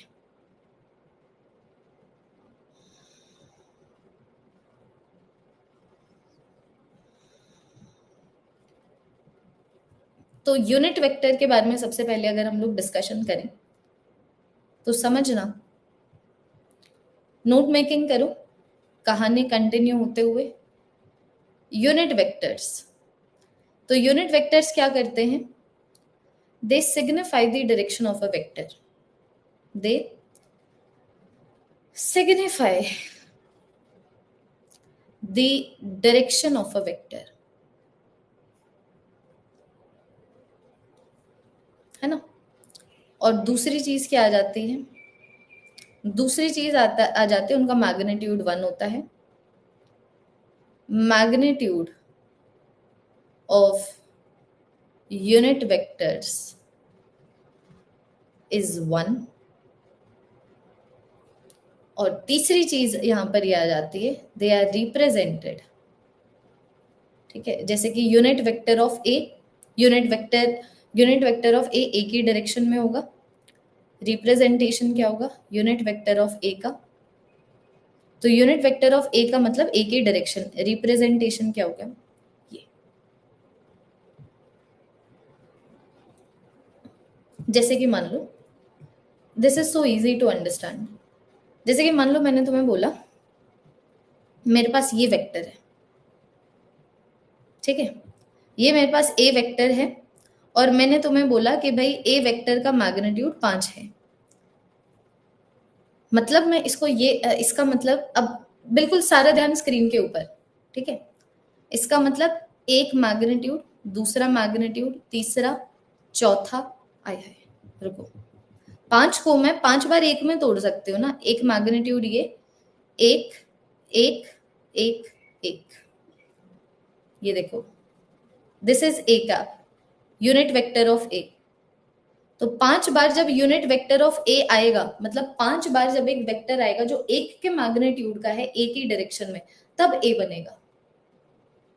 तुम खुद देख लो, हमने अभी सीखा है कि पैरेलल कंपोनेंट्स के साथ कैसे डील किया जाता है। मेरे पास 5 वेक्टर्स हैं जो एक दूसरे से पैरेलल हैं, जिनका मैग्नीट्यूड 1 का है, तो इनके मैग्नीट्यूड को अगर मैं ऐड कर दूं तो मुझे मैग्नीट्यूड ऑफ ए वेक्टर नहीं मिल जाएगा। मैं यहाँ पर इस तरीके से बोल नहीं सकती कि ए वेक्टर तब आ रहा है जब 5 बार ए का यूनिट वेक्टर आ रहा है। So what is this? This is vector is equal to magnitude multiplied by direction. बस ये यूनिट वेक्टर होता है। एक और बार करवाऊं, मैंने तुम्हें बोला कि भाई ये मेरे पास बी वेक्टर है, और मैंने तुम्हें बोल दिया बी वेक्टर का मैग्नीट्यूड है 3। इसका मतलब 3 बार बी के यूनिट वेक्टर्स आएंगे, एक बार, दूसरी बार, तीसरी बार। तो यूनिट वेक्टर्स बेसिकली वो वेक्टर्स हैं जिनका मैग्नीट्यूड 1 का होता है और वो एक स्पेसिफिक वेक्टर की डायरेक्शन में होते हैं। तो मैं यहां पर बोल नहीं सकती कि बी का वेक्टर कब बनेगा, तुम खुद बताओ। बी का वेक्टर कब बनेगा? बी का वेक्टर तब बनेगा जब मैं बी कैप में बी कैप और बी कैप ऐड कर दूं। अब ये तो पैरेलल वेक्टर्स है, तो मैं ये बोल नहीं सकती बी का वेक्टर तब बनेगा जब 3 बार बी के यूनिट वेक्टर्स आए। तो एक वेक्टर, उसका मैग्नीट्यूड मल्टीप्लाइड बाय डायरेक्शन ही तो होता है। अरे भैया, एक और एग्जांपल दे देती हूं। ये मान लो मेरे पास इस तरीके से सी का वेक्टर है, ठीक है, और मैंने तुम्हें बोला सी का मैग्नीट्यूड 2 है। तो ये वेक्टर कैसे बन रहा है अपने यूनिट वेक्टर से? एक यहां पर इस तरीके से आ जाएगा सी का यूनिट वेक्टर 1 के मैग्नीट्यूड का, एक यहां पर आ जाएगा सी का वेक्टर 1 के मैग्नीट्यूड का। तो मैं बोल सकती हूँ ना, सी का वेक्टर तब बन रहा है जब 2 बार सी कैप के वेक्टर्स आ रहे हैं। सी का वेक्टर तब बन रहा है जब 2 बार सी के यूनिट वेक्टर्स आ रहे हैं। तो एक vector magnitude multiplied by direction ही तो होता है, बस ये यूनिट वेक्टर है, इससे ऊपर कुछ नहीं है। लिखिए,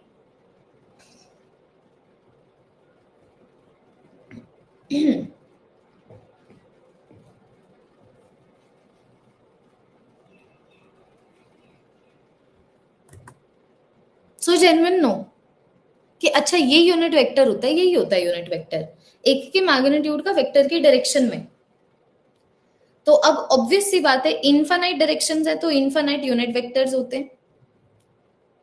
There are infinite directions in the universe, so there are infinite unit vectors.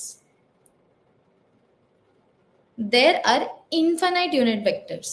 जैसे हम एक वेक्टर को इनफाइनाइट वेज में रिजॉल्व कर सकते हैं, इनफाइनाइट कंपोनेंट्स में रिजॉल्व कर सकते हैं, वो एक स्टेटमेंट था। फिर भी हम लोगों ने डिफाइन किया एक मोस्ट प्रेफरेबल वे।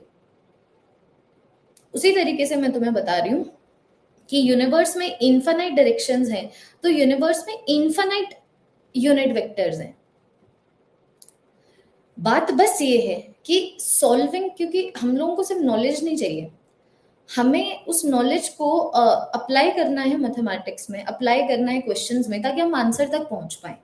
तो इसीलिए जब हम लोग कभी भी कोई भी क्वेश्चन सॉल्व करेंगे, या फिर मान लो अगर हम लोग कभी भी वेक्टर से डील करेंगे ना, तो हम हमेशा 3 डायरेक्शन से चलेंगे। अगर 3 डायमेंशनल क्वेश्चन है, एक है एक्स एक्सिस, एक है वाई एक्सिस, एक है जेड एक्सिस। तो ये जो 3 स्पेसिफिक डायरेक्शंस हैं, इनके यूनिट वेक्टर्स को हम लोग स्पेसिफिक नाम देते हैं, I cap, J cap, K cap. अब जो मैं नेक्स्ट स्लाइड पे लिखवाने वाली हूँ।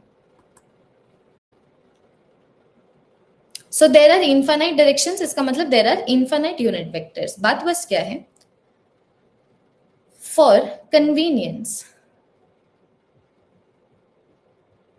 For convenience,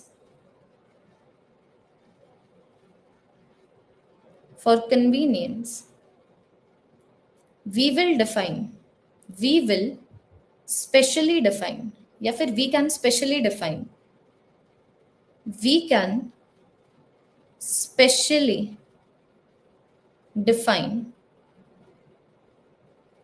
the unit vectors, the unit vectors in x, y and z direction.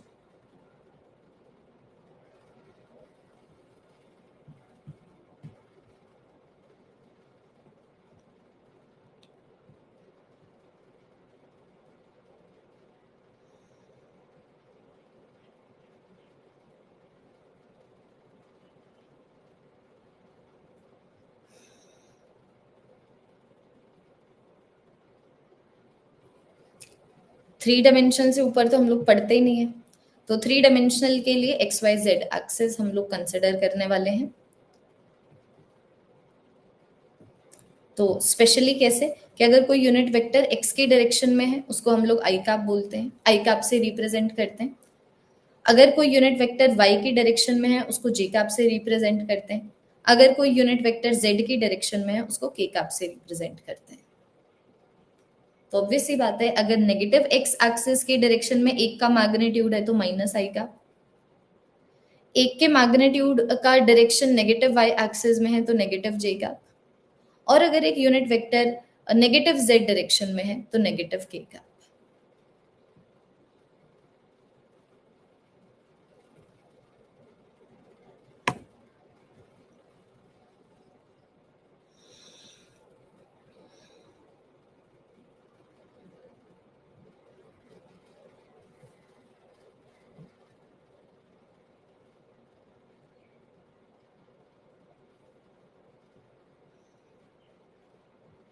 बनाओ, मतलब समझ रहे हो? समझ ही जाते तो क्या ही बात होती। धीरे धीरे समझो, स्टोरी लाइन में चीजें ऐड होती जा रही है लेकिन पुरानी रिपीट होती जाएंगी।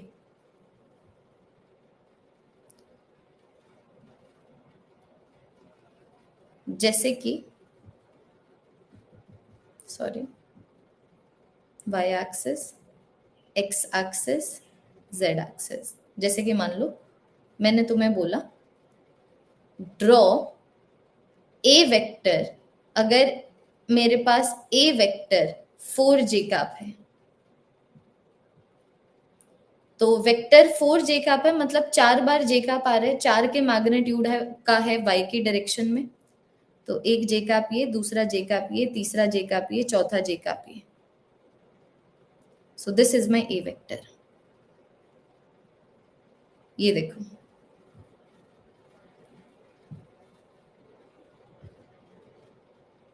एक बार जे कैप, दूसरी बार जे कैप, तीसरी बार जे कैप, चौथी बार जे कैप।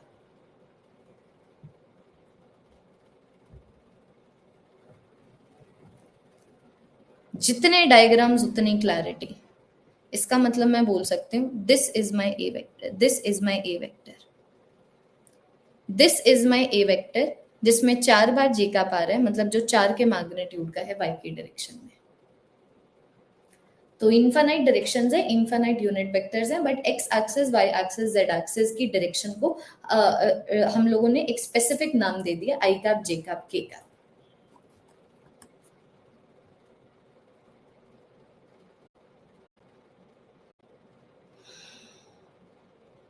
लिखिए, पीछे वाला दिखा दूं, ये देखो, जल्दी से देख लो और लिख लो, वरना जगह छोड़ दो, अभी तक नहीं लिखा गया है तो ये लिखो।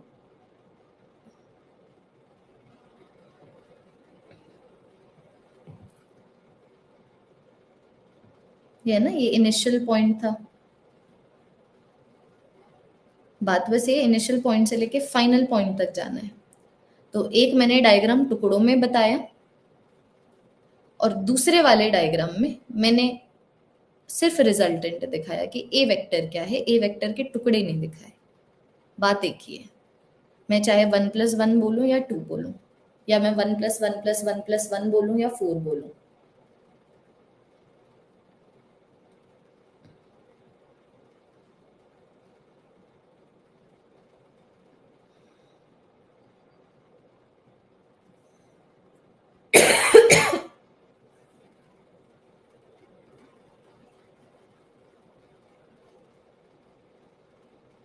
अब मैं तुम्हें क्वेश्चंस करवाऊंगी फिर लिखवाऊंगी एक चीज, ये नोट डाउन कर लो, अब देखो क्या क्लैरिटी आएगी।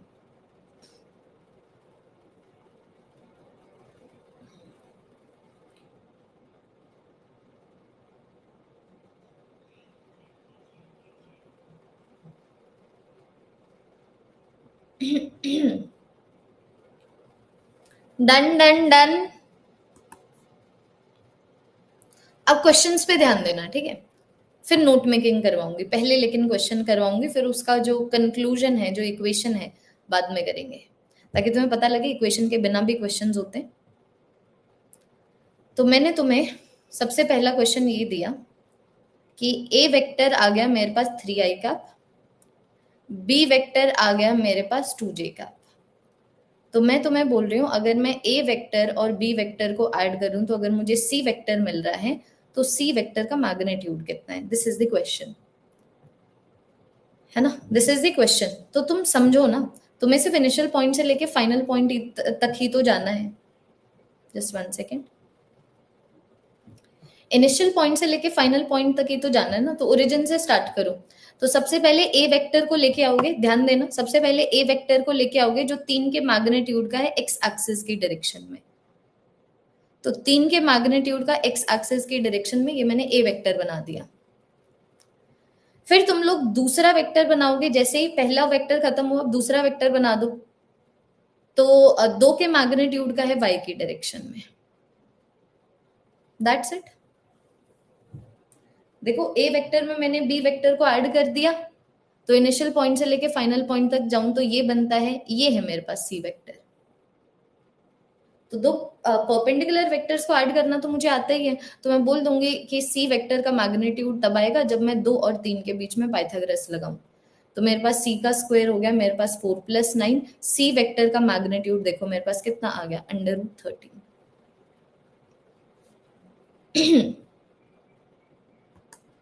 हौली हौली हौली हौली हो जाएगा प्यार सजना, और हौली हौली आ जाएगा वेक्टर समझ बेटा। अब यहां पर देखिएगा एक और क्वेश्चन। तो मैंने तुम्हें बोला ए वेक्टर है मेरे पास 2i कैप,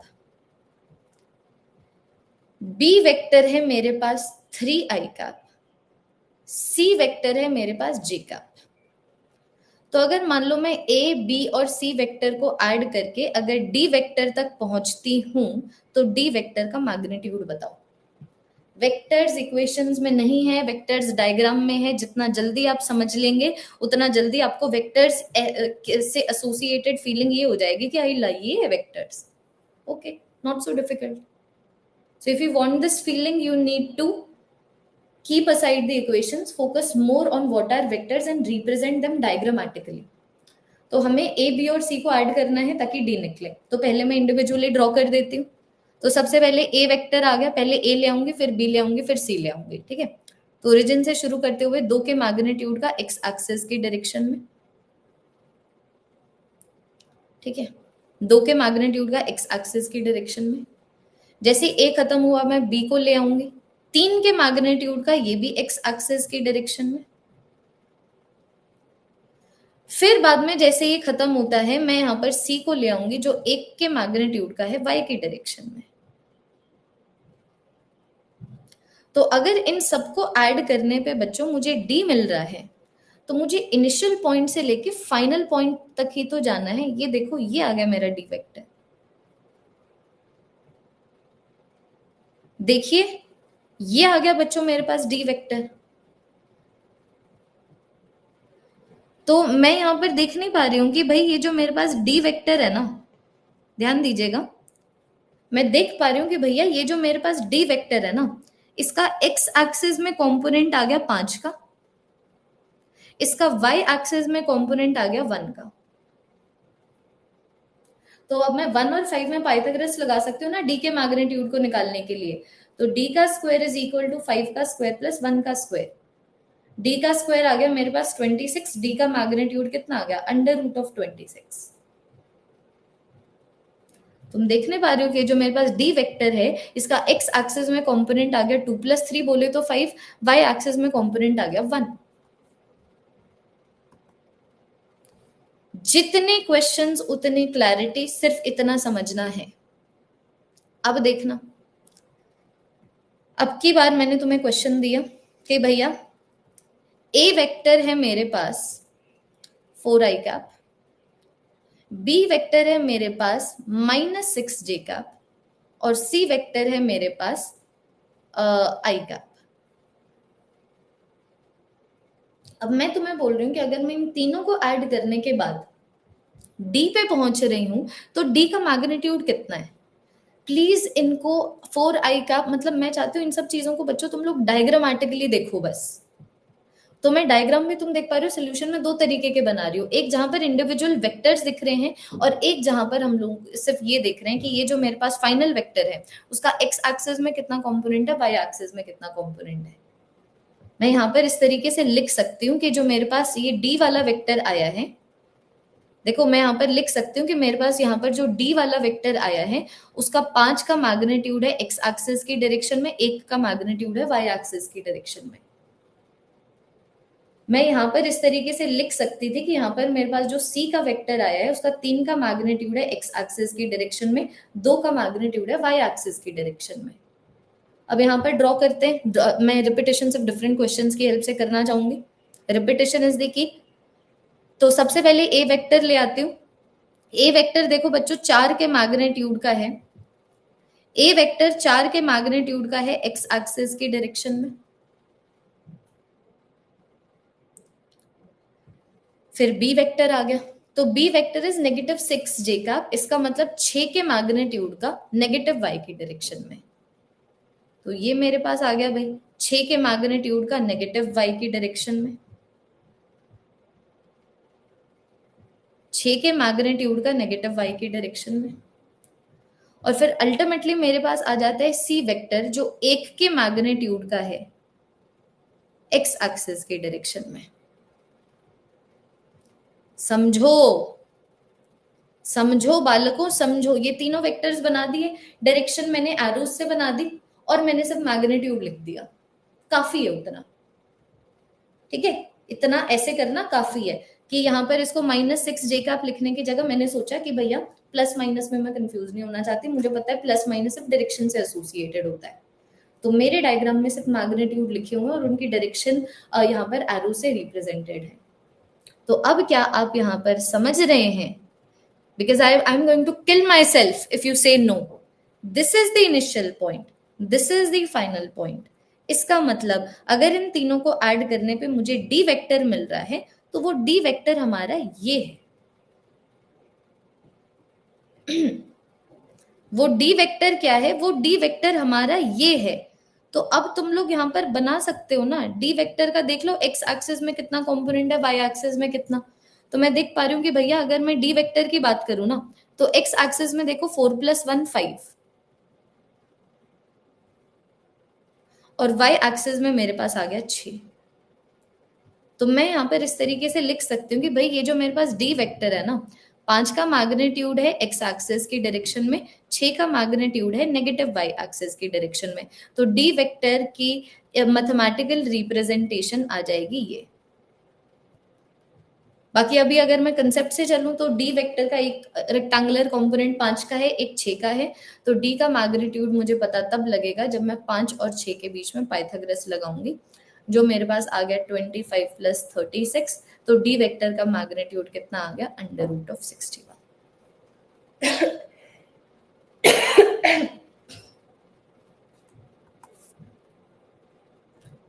देख रहे हैं, जितना रिपीटेशन उतनी क्लैरिटी। अब ना मैं तुम लोगों को एक क्वेश्चन करवा के ना, जो भी हम लोगों ने स्लाइड्स बनाई है ना वो स्लाइड्स दिखाऊंगी और तुम बोलोगे अहिला दी यार हम लोगों ने कितने बेसिक बेसिक चीजों के ऊपर कितना टाइम दिया, देना पड़ेगा।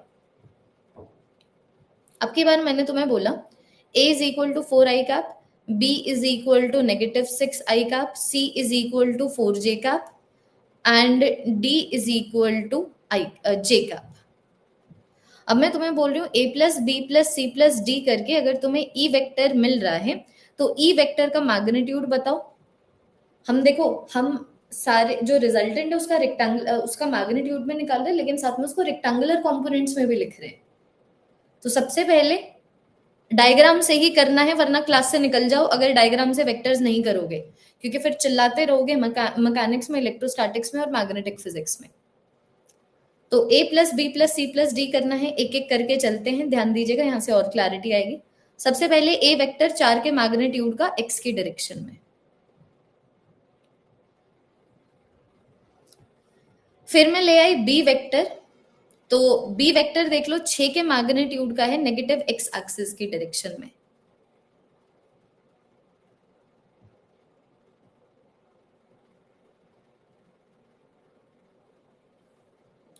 फिर आया सी वेक्टर। सी वेक्टर की अगर मैं बात करूं तो 4 के मैग्नीट्यूड का है y की डायरेक्शन में, और फिर बाद में अगर मैं डी वेक्टर की बात करूं तो डी वेक्टर 1 के मैग्नीट्यूड का है y की डायरेक्शन में। तो मेरे बालकों, I am going to scream now. अगर अब भी नहीं तुम्हें समझ आया होगा तो हम सिर्फ पैरेलल एंटी पैरेलल वेक्टर्स को ऐड कर रहे हैं और परपेंडिकुलर वेक्टर्स को। तो ये तो देखो इनिशियल पॉइंट क्या है, ये इनिशियल पॉइंट है, ये मेरा फाइनल पॉइंट है। इसका मतलब जब अगर मैं इन चारों वेक्टर्स को ऐड करके अगर मुझे आंसर ई मिल रहा है, ई वेक्टर मिल रहा है, तो ये है मेरा ई वेक्टर। तो क्या है, ये है मेरा ई वेक्टर। तो एक डायग्राम जिसमें कंपोनेंट्स दिख रहे हैं इंडिविजुअल, दूसरा सिर्फ एक्स एक्सिस वाई एक्सिस से डील कर लो।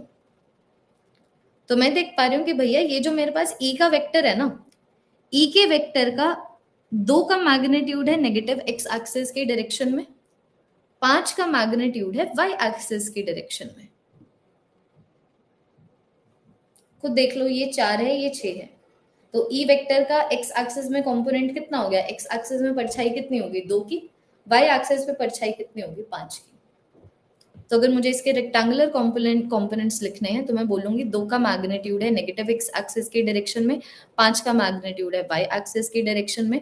इसका मतलब this can be written as equal to, मतलब this can be written as this. बाकी देख पा रहे हो, ई वेक्टर के रेक्टेंगुलर कंपोनेंट्स हैं, तो अगर मैं 5 और 2 के बीच में पाइथागोरस लगाऊं तो ई का मैग्नीट्यूड मुझे मिल जाएगा। तो ई का तो तुम यहाँ पर देख पा रहे हो 25 प्लस 4 इज इक्वल टू ई का स्क्वायर। तो ई का मैग्नीट्यूड मेरे पास कितना आ गया, अंडर रूट ऑफ 29।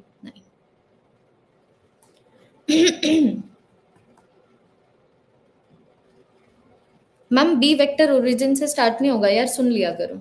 ये तीसरा क्वेश्चन करवाया था, वॉच द रिकॉर्डिंग। एक के बाद दूसरा वेक्टर आता है, तीसरे क्वेश्चन पे पहुंच चुके हैं। बहुत बार ये पहले भी डिस्कस हो चुका है, एक वेक्टर के बाद दूसरा वेक्टर आएगा। पहले ए ओरिजिन से शुरू होगा, फिर जहां पर ए खत्म होगा बी शुरू होगा, जहां पर बी खत्म होगा सी शुरू होगा, जहां पर सी खत्म होगा डी शुरू होगा। देखना, अभी एक चीज दिखाती हूँ, ये देखो, ये देखो एक बार, ई के वेक्टर का 2 का कंपोनेंट नेगेटिव एक्स एक्सिस की डायरेक्शन में, 5 का कंपोनेंट वाई की डायरेक्शन में। देखना यहां पे,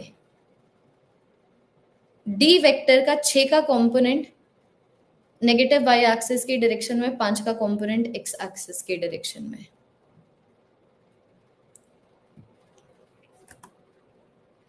क्या ये पहले से क्लियर हुआ? सिर्फ पहले से क्लियर होना चाहिए। 100% क्लियरेंस तब आएगी जब पूरा वेक्टर्स कंप्लीट हो जाएगा। जब पूरा वेक्टर्स कंप्लीट हो जाएगा। एक और क्वेश्चन करो, अब की बार ये क्वेश्चन तुम सॉल्व करोगे। तो मैंने तुम्हें बोला A vector is -3 i cap, B vector is 4j cap, C vector is 2i cap।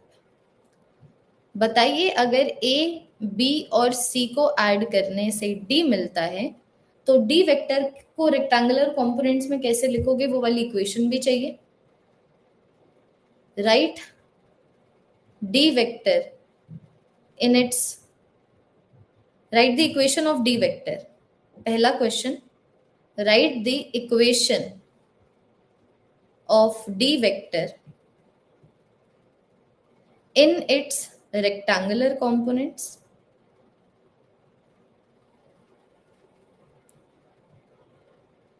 चौथी बार रिपीटेशन, लेकिन अब की बार पहले तुम सॉल्व करोगे, और फिर डी वेक्टर का मैग्नीट्यूड।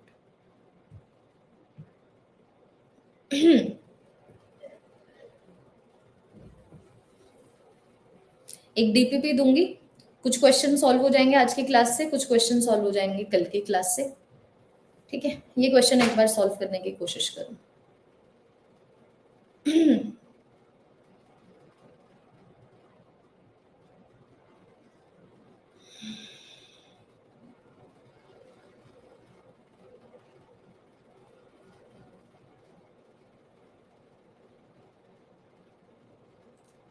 एक तरफ है हम,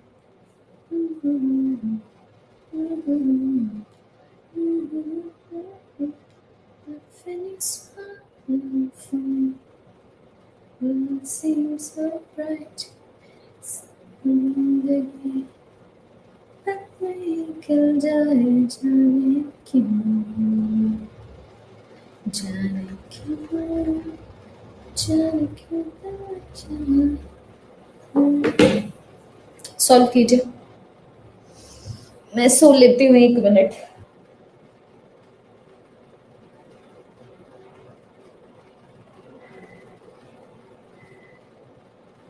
अभी हम लोग क्वेश्चन सॉल्व कर रहे हैं बिना नोट मेकिंग में सारी इक्वेशंस लिखे।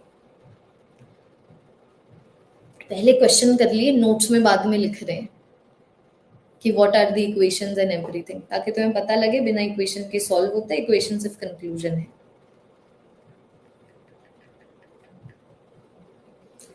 क्या चल रहा है मार्केट में, लेट मी सी।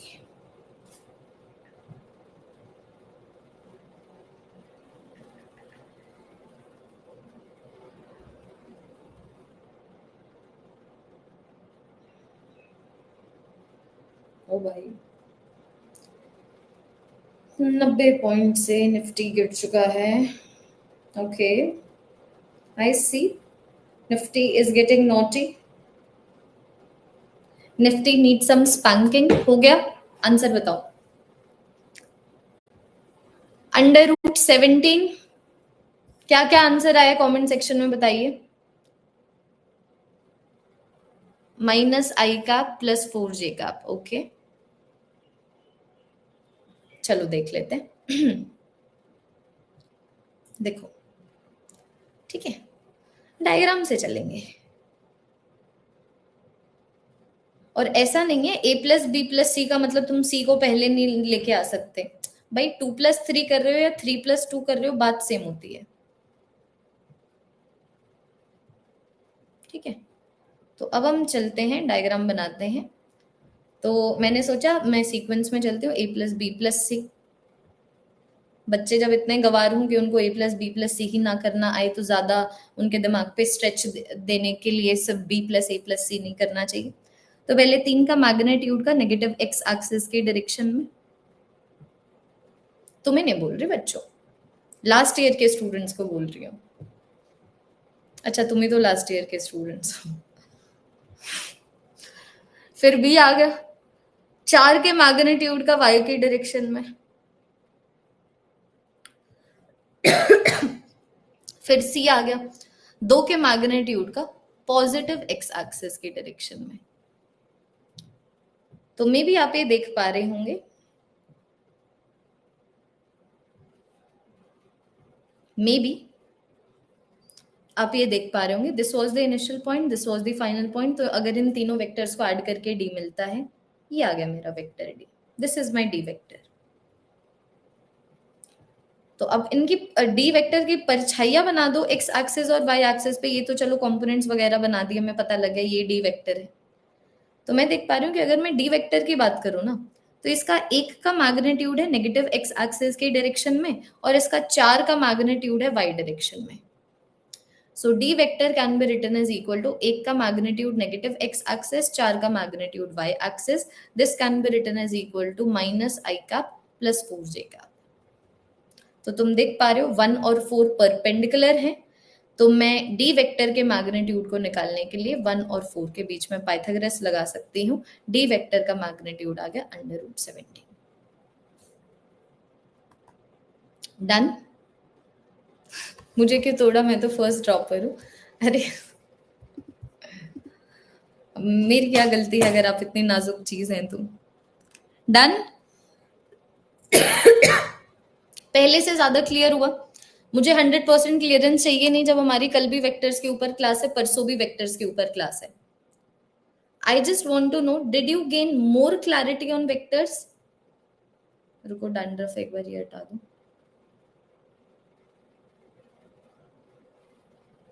देखो, जैसे तुम एक ड्रॉपर बने हुए हो ना, छोड़ ही नहीं रहे ड्रॉपर की गद्दी। अच्छा ये डैंड्रफ नहीं था, ओके डन। ओके बच्चों, तो अब हम लोग इसके ऊपर और बिल्ड करेंगे नेक्स्ट क्लास में। सेम बातें हैं, पहले से पहली क्लास से ज्यादा तुम लोगों को क्लैरिटी आनी चाहिए दूसरी क्लास में, अब दूसरी क्लास से ज्यादा क्लैरिटी आएगी तीसरी में, तीसरी से ज्यादा क्लैरिटी आ जाएगी चौथे में। ठीक है, अब मैं तुम लोगों को एक डीपीपी दूंगी, आपके ऊपर भी अपने ग्रुप के ऊपर भी कुछ क्वेश्चंस आज की क्लास से सॉल्व हो जाएंगे, वो सॉल्व कर लेना, जो आज की क्लास से नहीं सॉल्व होंगे कल की क्लास से हो जाएंगे। आज की क्लास में जो मतलब आज जो मैं डीपीपी दूंगी इजी लेवल की है, पहले एक बार जरा से इसको सॉल्व करो, फिर कल की क्लास के बाद आज वाली क्लास से जो क्वेश्चन, आज की डीपीपी के जो क्वेश्चन ना बने वो भी कर लेना, और फिर मैं तुम लोगों को एक मॉडरेट और डिफिकल्ट डीपीपी दूंगी 20 क्वेश्चंस की कल की क्लास के बाद। ठीक है जी, दो डीपीपी बनवाई है मैंने, एक इजी लेवल और एक मॉडरेट और डिफिकल्ट लेवल। ओके जी, चलो। हाँ जी, कल बिल्कुल क्लास है सुबह के 8 बजे। Okay, tata, see you in the next class, bye bye everyone, good bye, good bye, good bye, good bye.